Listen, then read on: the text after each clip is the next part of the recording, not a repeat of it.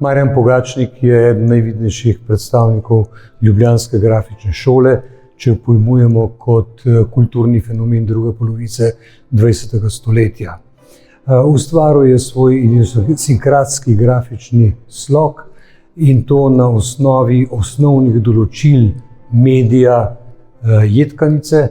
Sam jo je poimenoval srednjeveška tehnika, kajti ostaja pri tistih osnovnih izhodiščnih določilih, ki jo je jedkanica prevzela iz kovaške krasilne tehnike orožja in oklepov.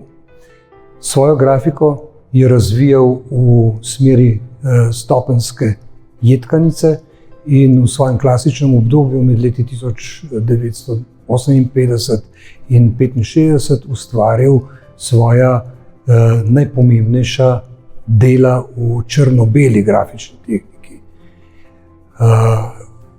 V nadaljevanju pa je začel eksperimentirati z barvo in barva je ob reliefnem tisku postavila s svojimi prostorskimi učinki nove izzive, ki jih je Pogačnik usklajeval v posebni paleti pastelnih svetlih tonov.